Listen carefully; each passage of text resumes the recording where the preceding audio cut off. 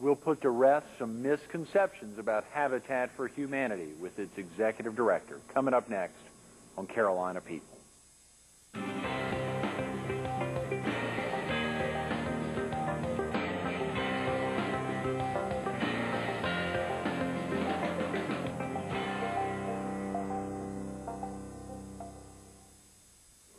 Good morning.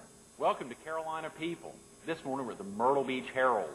We're focused on Habitat for Humanity of Horry County and their upcoming Last Taste of Summer event on September 4th.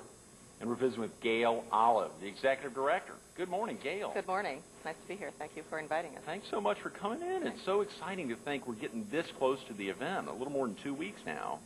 Labor Day weekend is coming up. Yes. And when you talk about that particular weekend, it is sort of the last taste of summer for school kids and for everybody else here along the South Strand and the North Strand. Absolutely. But it should be a great event.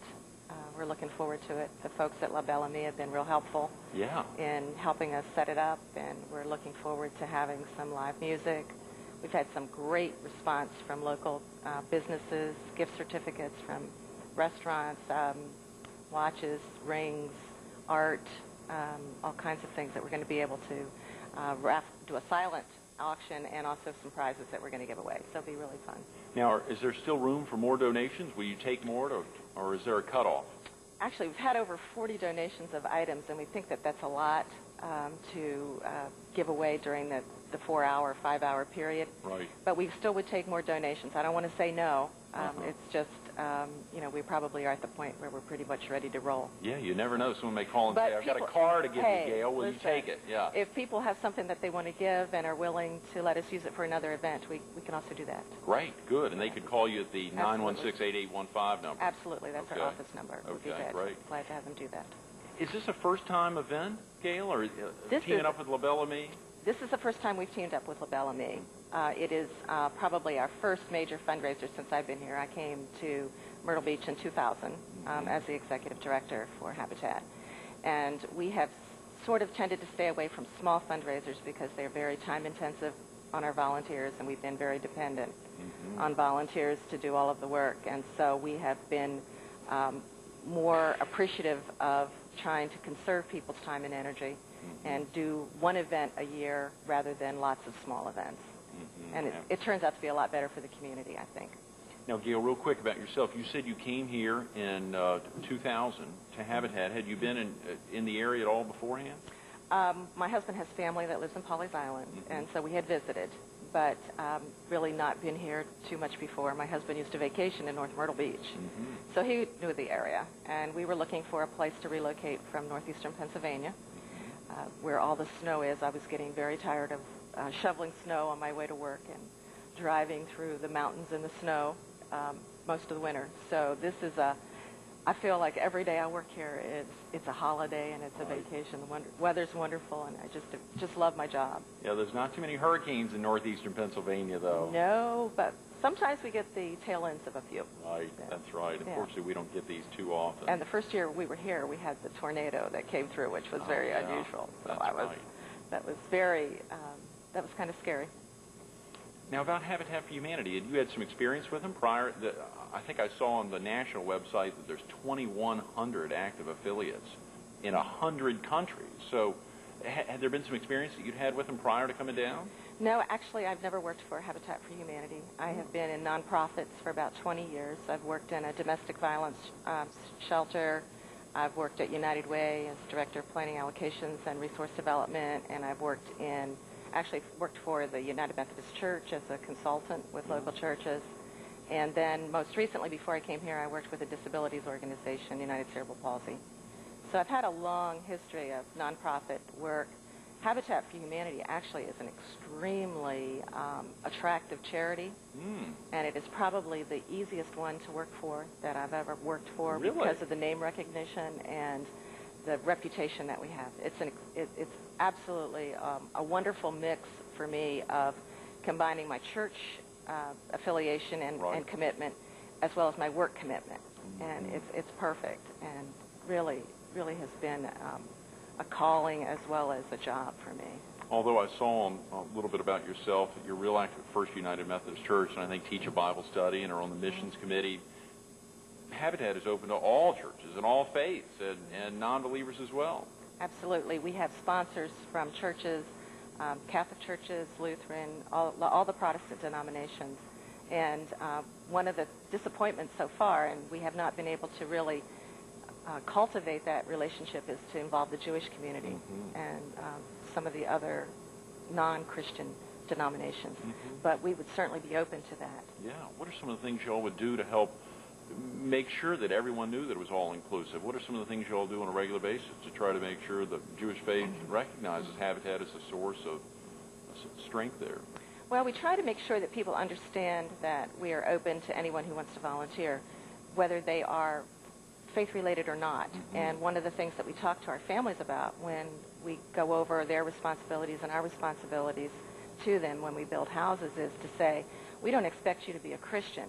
We don't expect you to go to church, but you need to understand that we are a Christian organization, so that in all of the things that we do, we say we are not exclusive, we do not discriminate, so that we try to get that message out. But on the other hand, we want to make sure that people know that we do what we do because we believe that we are called to do that as Christians.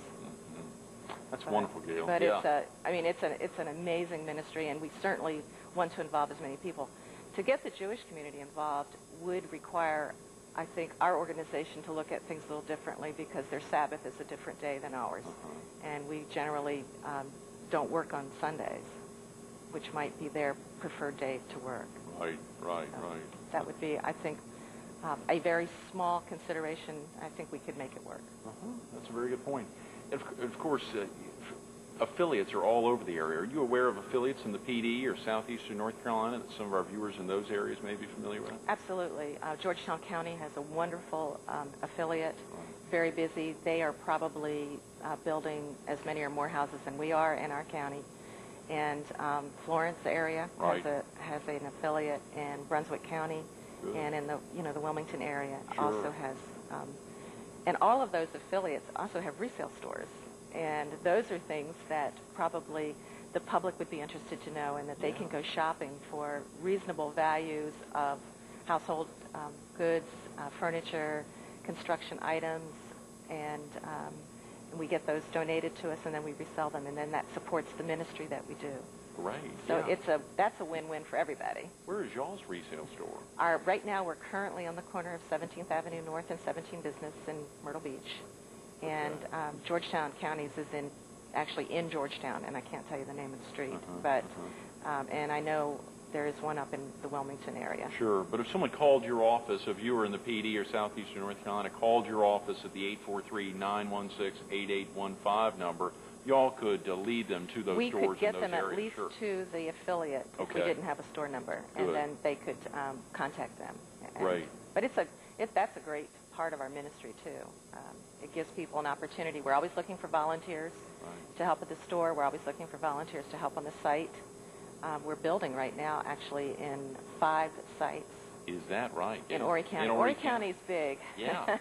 And we have, when you go to all our sites, it's about 100 miles plus to hit all the sites. We have one going in Little River. Yeah. We have one in Loris. We have, well, actually 2 to 3 that we're working on right now in Myrtle Beach at our Village of Dreams subdivision. And we have one in Conway on Cates Bay Road. So we have an extremely busy, Gail. We've had a busy year. We're going to build probably 9 to 10 houses this year. You must have a lot of miles on your car. We do. And we have a lot of miles on our volunteers. And it's been really exciting.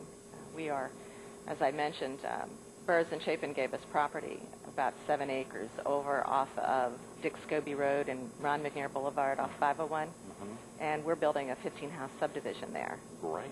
And we have 6 houses, 4 just about finished, and 2 more that are in various states there.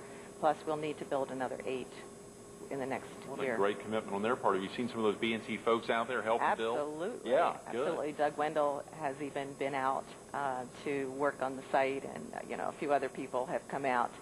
But the employees, actually, Burroughs and Chapin's employees, built our first house there.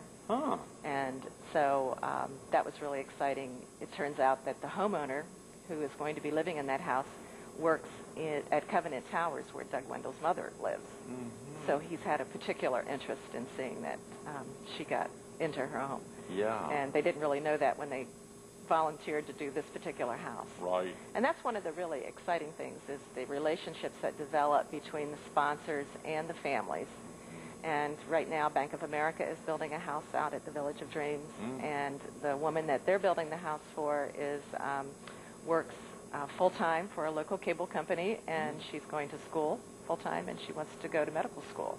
Wow. So she has quite high expectations, and for her, this experience of having an opportunity to have a new home and to buy her home, not have the home given to her, but to work for her home and to buy her home, and she actually puts hours in on building. She goes out on the site and she works, and that's part of the commitment of the families, is to put sweat equity hours in. So it's a good situation. I think a lot of people look at charities and they say, well, you give things away. Well, Habitat's different. We don't give things away. We expect families to work, to participate by doing sweat equity, right, and then they pay a mortgage just like everybody else does.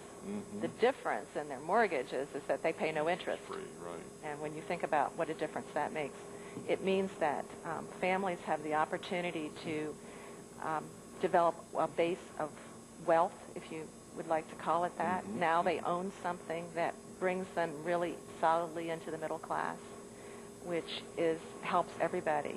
They pay taxes on their homes. They are contributing members of society, and I think that our donors appreciate that. Our volunteers appreciate the fact that the families are involved, and that there's an expectation that they do, a lot of work in the process. Yeah, that's very valuable. And of course, that segues into some of the major myths, and possibly you could help share some of the truths, or if some of those myths are close to fact. One of them in particular that a lot of folks think about, Habitat for Humanity just gives houses to poor people, and I think you explained otherwise moments ago. And I think there's also a misconception from people that apply for homes, is that their feeling is that maybe the less money I make, the better it is. Well, that's not true either. We expect families to have jobs and to work, because we do not want them to spend more than 30% of their income, their monthly income, on housing. So there's a commitment for them to have enough income to do that. So we base our requirements on the Horry County median income. And they also have to agree to pay back this mortgage, and we hold them accountable to that. And even though there's no interest, there is that requirement. So that's probably the biggest myth that people have, is that that we give the houses away. And that's not true. How about the aspect of Habitat home owners would sell their homes not long afterwards for big profits? Well, that's always a question that's asked. And what I usually say to people is that we've only had one person sell their home, and that was because they had to move out of the area to go to Florida to be near her mother that was ill. And that for the most part, families are so happy to be in a nice home and that they have, that's theirs, that they're not likely to move. Yeah, particularly with the bond they've made with these sponsors. Yeah, there is not an indication to do that. And yes, they could possibly sell the home and generate some income, but they do have to pay the mortgage that's still outstanding, and we also hold a second mortgage that's a forgivable second mortgage. And if they stay in the home 20 years, that mortgage is forgiven. Right. So that kind of helps discourage that as well. One of the other myths that was listed possibly was that aspect that Habitat only builds homes for minorities, which is clearly not the case based on what you were talking about. No, we don't. We work under the fair housing laws, and that we have to provide housing and be non-discriminatory. It just so happens that we have a majority of our families who are African American, but we also have white families and we have Hispanic families that have been approved, and it mostly relates not to the race as much as it relates to access to credit. And a lot of those populations have not had good access to credit in the community, so that the conventional loans are not available to them. And their credit has not been wonderful. And we try to work with families that have less than stellar credit. There was one of those other myths, very interesting, Gail, and of course a lot of folks have heard the name Millard Fuller. They had no idea who that was, but obviously they've heard the name Jimmy Carter many more times, and of course that aspect of, didn't Jimmy Carter found Habitat for Humanity down in Georgia?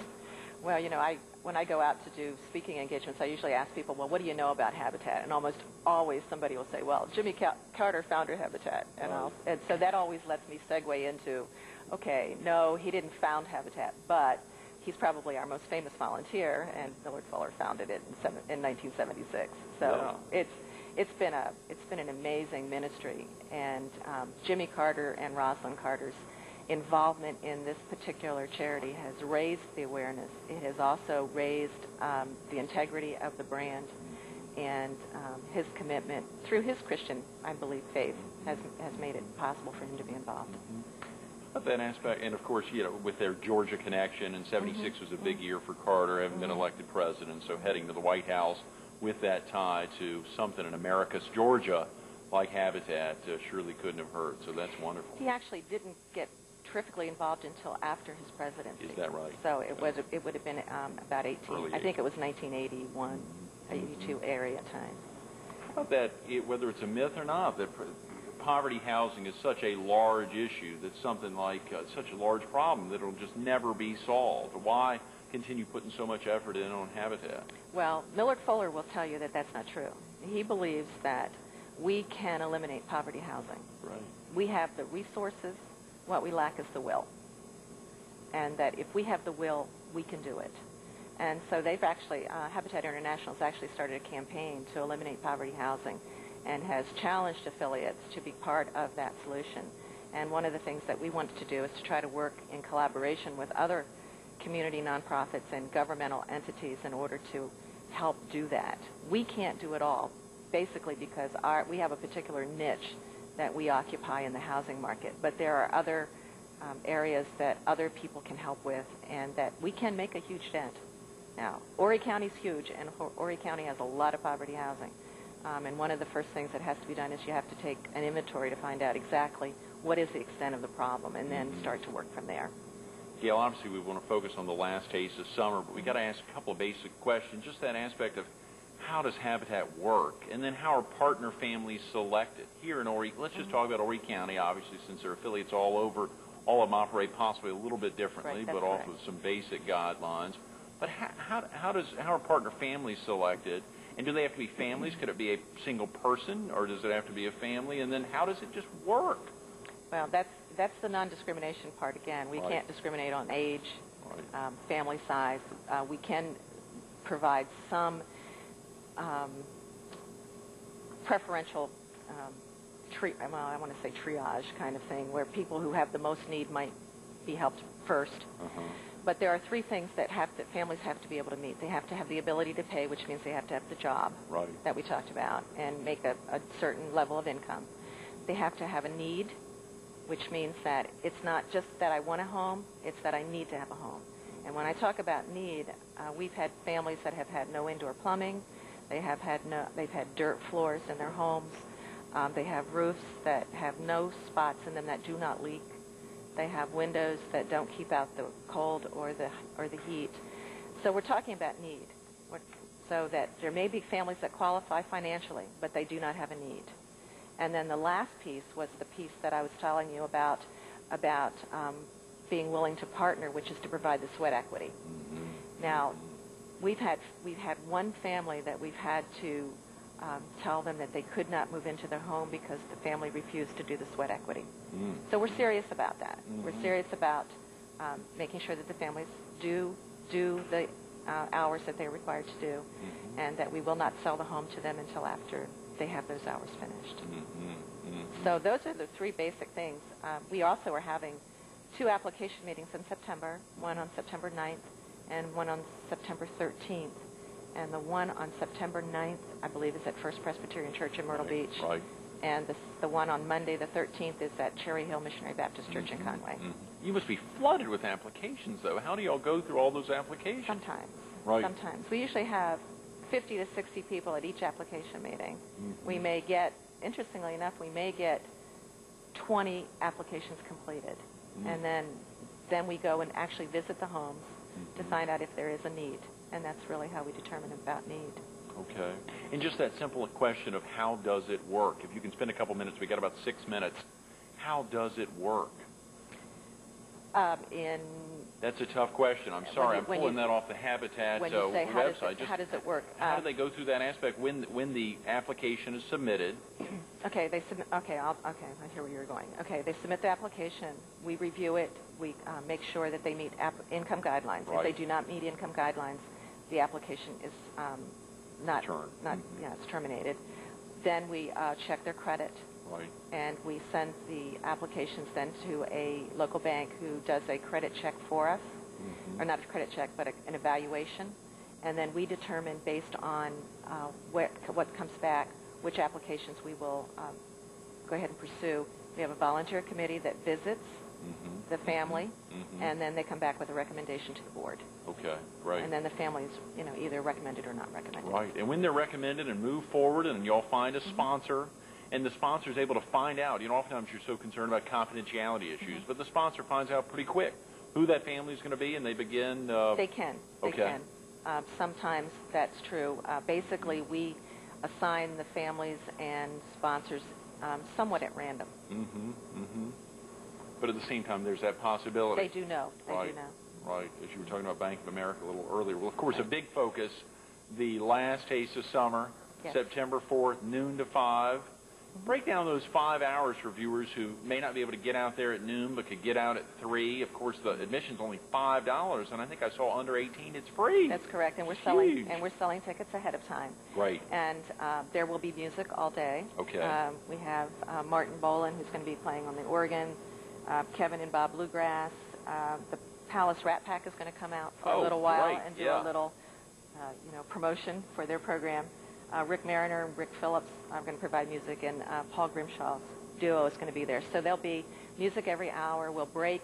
We'll do a few prize drawings. We're also going to have one of our families talk about what it means to them to be a Habitat family. So there'll be several of those. We'll have lots of food.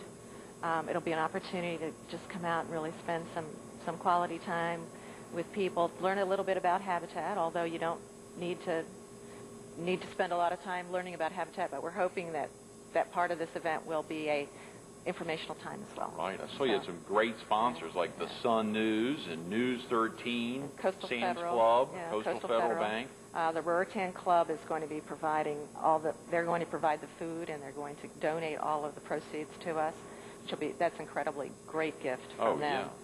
And we also have a bunch of gift certificates from local businesses. We've got watches. We've got a ring. Elvira Peel makes these beautiful dolls. That's going to be one of the things that's going to be auctioned off. And so we'll be doing those things throughout the afternoon. And of course, y'all are having it at La Belle Amie. And of course, it's the last taste of summer. So, when you think of tasting and you're at La Belle Amie, you think of wine tastings. Are there wine tastings involved with this? Well, obviously, La Belle Amie wants to make sure that they have an opportunity to let you taste their wine. Yeah, so that is one of the parts. It has been a concern since we are a Christian organization about doing this at the winery. But there will also be lots of other things to drink, water and soda and things to eat. So we feel like it is not something that would not be inappropriate for families to come to do. And for viewers who may not have visited La Belle Amie, can you just share real quick, if someone was coming in from Florence, let's say, and they wanted coming in down Aner, I guess you can come down to Highway 22, get off at Highway 90? Yes, and take Route 90 up to, I think it's St. Joseph Road. Okay. The signs are actually very good. Right. And the winery is just before you get to Route 9. Okay. You said this is the first time you all have done this, the first time you've teamed up with La Belle Amie. Yes. A lot to expect, and having that many folks out there and such great sponsors. Yes, yes. Well, we worked really hard. Our committee's worked really hard. We have a volunteer committee that's worked on it, and they had such the community's been wonderful. But, when Habitat goes and asks for help, people respond. Right. And so we've been really grateful for their participation. The businesses that have donated prizes and for the auction, and people that have donated advertising and donated dollars to help make this happen. It will make a huge difference in what we're able to do for the community. And lastly, Gail, you all have so many volunteers. The dedication of your volunteers must be incredible. They are. We have one volunteer who hates to be thanked and hates to have anybody say anything about him, but he actually almost works full-time for us on the construction site. He designs our houses. He's one of our volunteer site leaders, and he's also my tool guru. We've had our tool trailers broken into 3 times in this last year, and our tools have been stolen. And so when we've had to go and replace those, he's gone shopping for us, and that really saves us a lot of time and effort and has been really helpful. So, and we have lots of people like this particular individual who do volunteer. We have people that are out there every Wednesday and Saturday on the construction site working and giving their time from 8 o'clock in the morning to 2 in the afternoon. That's and great. It's a fun thing, and we try to encourage everybody to come, even if you don't have any skills. We'll teach you. That's wonderful. Gail, thanks so much for being welcome. with us this morning. Yeah, thanks for having us. Absolutely. Stay tuned to more Carolina People with Gail Olive coming up next.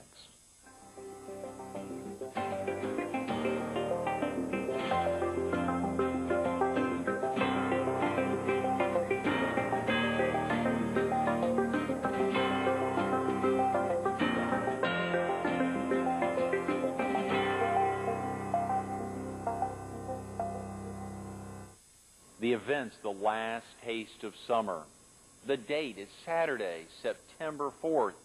The time's from noon to 5 for only a $5 donation.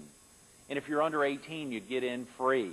Obviously, an exciting day out there. The focus is on building homes in partnership with God's people in need. Habitat for Humanity, a big event, the last taste of summer. Get out there.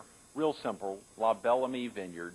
Or you can call 843-916-8815 to learn more.